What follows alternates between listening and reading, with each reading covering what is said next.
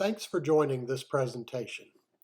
In this slideshow, we'll take a look at the first day covers for the Fort Sumter Civil War Centennial stamp, U.S. Scott number 1178. I have about half of the known covers for this stamp and will share my knowledge of the individual cachet makers to the best of my ability. If you are not a philatelist, you may find this presentation somewhat tedious, as we will be looking at 32 variations of the covers. I'm limiting the selection to 32 for this show. There are 86 known variations, and I have some that are not listed anywhere. You may find it helpful to pause the presentation during the display of individual covers to have ample time to take in the detail on each slide. I am including information about the covers you are about to see from Malone's catalog, published in 1985 and now out of print but still available on eBay. The catalog numbers are used by collectors, dealers, and auction houses when describing first day of issue covers with cachets. I will identify each different first day cover by the Malone catalog number. Number 1 by C. Stephen Anderson with a plate block of 4 stamps. Charles Stephen Anderson, a former resident of West Orange, New Jersey, was a product of the Harrisburg, Pennsylvania school system. He graduated from Gettysburg College during World War I and married Pauline on Christmas Day in 1919. He was a civil engineer by profession. His illustration talent with pen and ink led him into 45 years of cachets for the philatelic community, mostly on first day of issue envelopes. Number 2 from the Aristocrats. The Aristocrats cachets were designed by Henry Day Lowry, a World War I aviator who studied at New York Art Students League and who was at that time a designing artist for a Richmond, Virginia printing house.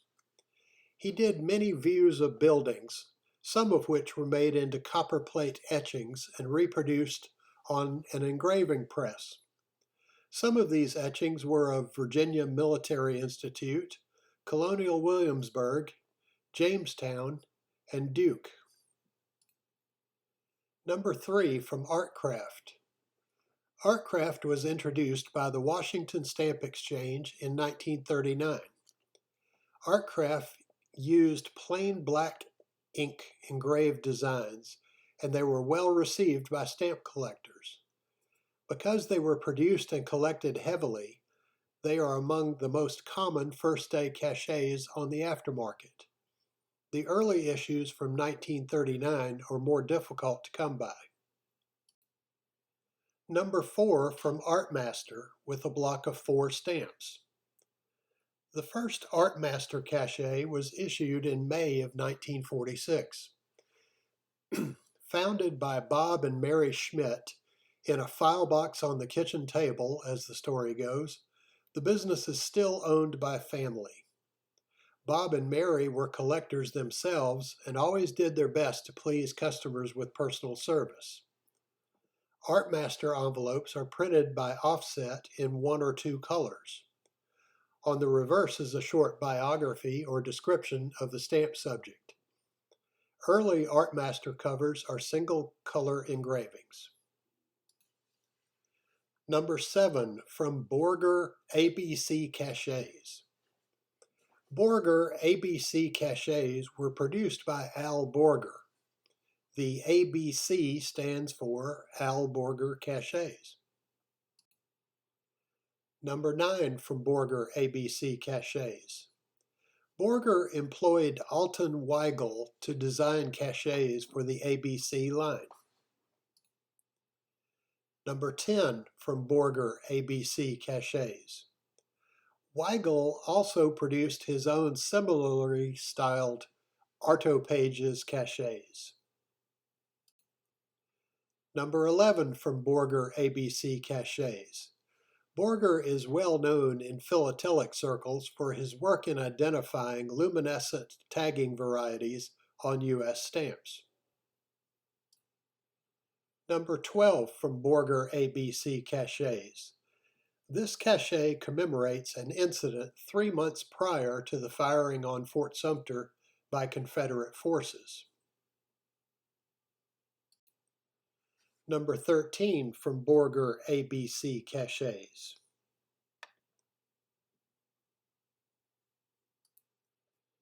Number 14 from Borger ABC Cachets.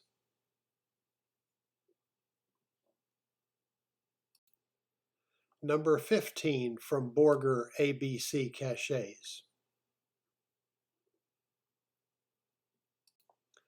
And number 16 from Borger ABC Cachets.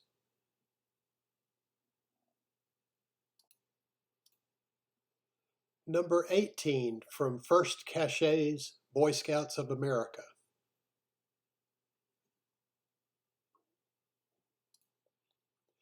Number 19 from Cachet Craft. Athol and Virginia Cliff of Millburn, New Jersey had purchased Cachet Craft cover service from Frederick B. Fitz Company in 1953. In 1971, Unicover Corporation of Cheyenne, Wyoming purchased Cachet Craft cover service from the Cliffs and folded the Cachet Craft line into the Fleetwood brand of cachets. The last cachet issued under the Cachet Craft brand was for Scott number 1455, Family Planning, in 1972. Early Cachet Craft airmail first day covers are associated with two different cachet designers, L.W. Staley and Ken Bowl. Number 20 from Cascade Cachet with the ochre trim.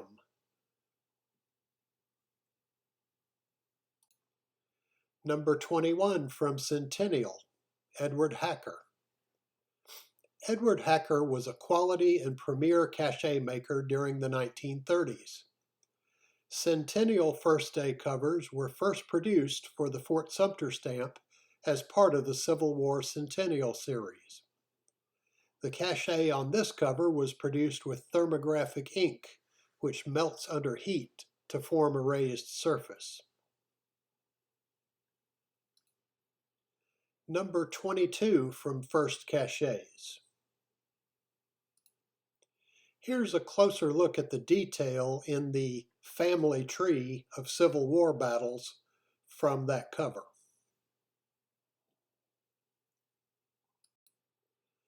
Number 29 from House of Farnham. House of Farnham is the oldest continuously produced cachet, founded by Dusty Farnham and his wife Vera in Cleveland, Ohio, in May of 1936. The business was sold to John Halliday of Whittier, California, in the late 1970s. Then Artmaster assumed production of Farnham covers in 1988. House of Farnham cachets are multicolor engravings that have a rich, distinctive appearance and texture. Early Farnham covers are single color. Number 30 from Fleetwood. Fleetwood has made first day covers since 1929. Fleetwood first day covers are painstakingly crafted using beautiful designs created exclusively for Fleetwood collectors. Every cover bears the coveted Fleetwood watermark and uses the linen finish paper made to exacting specifications.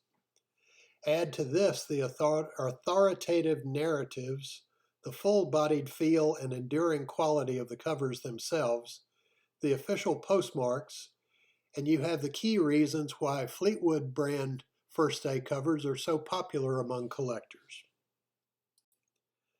Number 31 from Flugel Covers. Ironically, the circumstances surrounding the creation of Flugel Covers cachet artwork following Ida Flugel's death in March of 1962 were the same as those that prevailed at the establishment of the Flugel business in the 1930s. Paul Hubert stopped providing his distinctive cachet artwork to Flugel covers in 1967, forcing Al Flugel to enlist the services of other commercial artists to fill the cachet art void.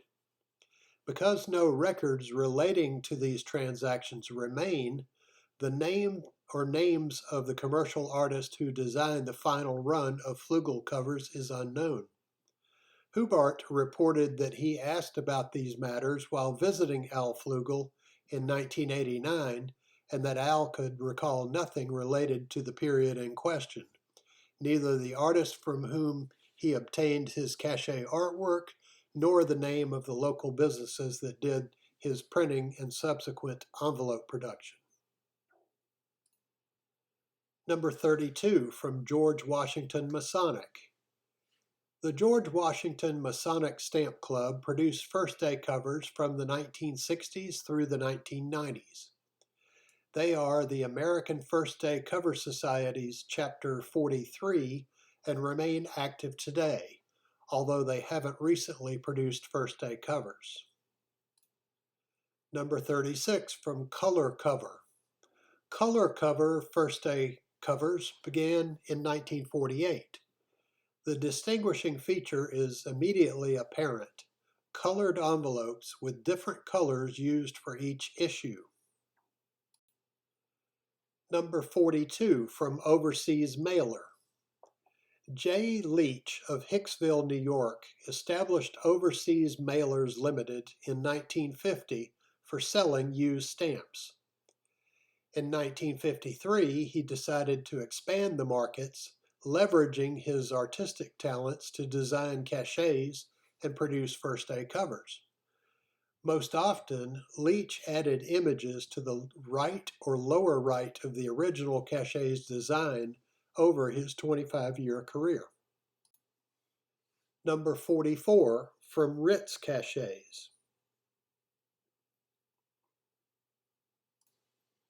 Number 45, from Schwartz Cachets. Schwartz may have become SOS Cachets in Fair Lawn, New Jersey, SOS being the condensed acronym from Sheldon O. Schwartz.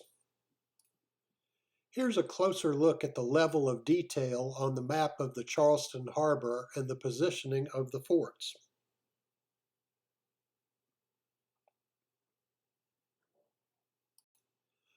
Number 47, from First Cachet Confederate War Centennial. Ernest Frederick Fritz Hollings was an American politician who served as a United States Senator from South Carolina from 1966 to 2005. A conservative Democrat, he was also the 106th Governor of South Carolina and the 77th Lieutenant Governor of South Carolina.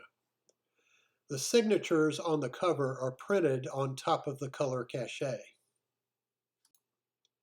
Number 58, the designer is unknown. A closer look at the detail in the map of 1861 battle sites.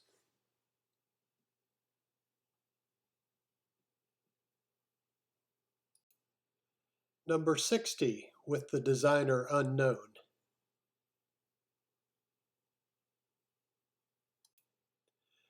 Number 61, designer unknown.